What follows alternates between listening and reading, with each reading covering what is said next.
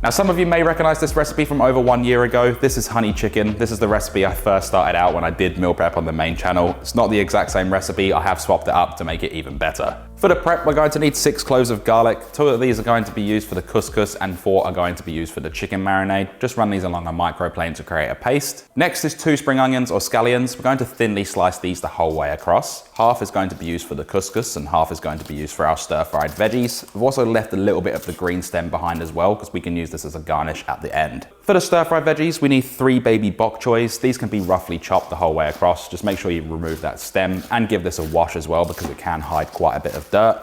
We're also going to do the same thing with 2 bunches of pak choy. Just roughly chop, trim it up, and give it a wash as well. The remaining ingredients, we're using couscous instead of rice for this one. Going to cook it in chicken stock for extra flavor. You can use water. We need a little bit of apple cider vinegar for the sauce, sesame oil, sriracha, honey, a little bit of oil, which I'm using peanut for this recipe, some garlic powder, and of course the chicken, which is 1 kilo or 2.2 pounds of boneless and skinless chicken thigh. So we'll start off by adding our chicken thigh into a large mixing bowl, add in the 4 cloves of garlic, then we're going to add in 1 teaspoon or 2.5 grams of onion powder, season it up with salt and ground white pepper. I use ground white pepper just so there's no large chunks of cracked black pepper in there, and that is to taste, not literally though, just to your preference. Then mix this around and allow that garlic to infuse into the chicken. You can also allow it to marinate up to 48 hours, or you can use it straight away.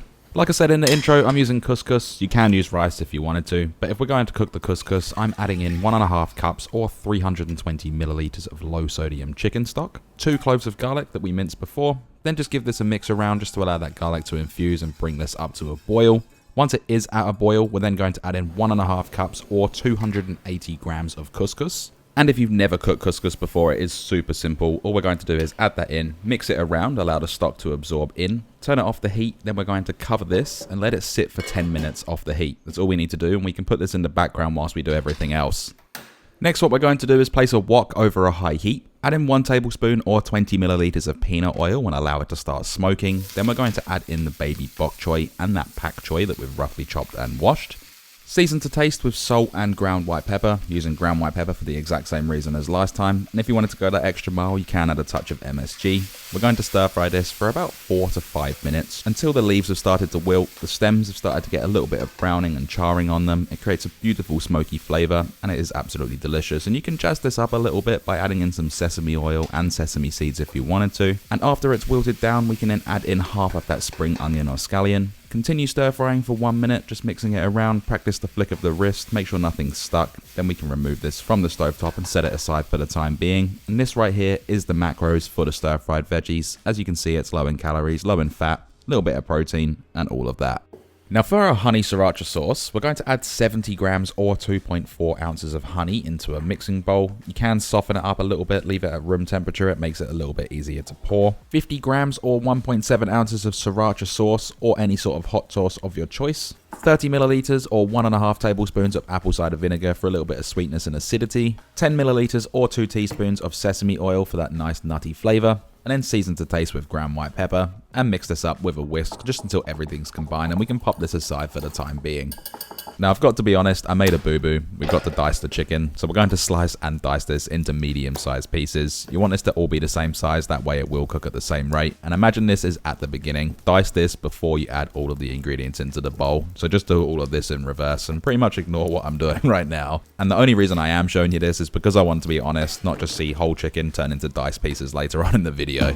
Alright, back to the couscous. It's been sitting for 10 minutes with the lid on. We can remove the lid, then we're going to add in the remaining spring onion or scallion. Mix this all around, break it up with a spatula or a fork just until it loosens all of the grains. This should be perfectly cooked right now. All of the grains are separated, and it is a good idea to double check the seasoning. And this right here is the couscous macros, all for 1 portion.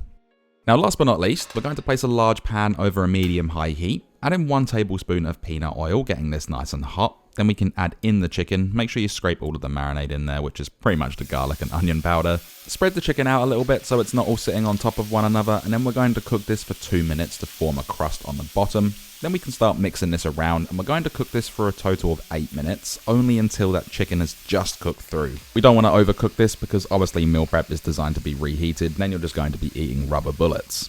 Once the chicken is cooked through, we can add in that honey sriracha sauce. Scrape the bowl so we don't miss out on any of the flavor.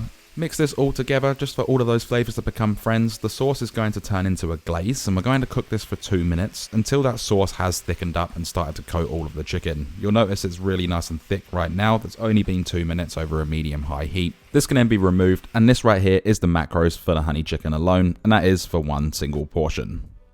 I'm using 5 750ml meal prep containers from Lavelli to serve this up. I have a link in the description if you're interested in these containers. They are fantastic. I'm using the weights that are supplied on those macro cards to portion this all out, and I like to divide it into 3 different sections.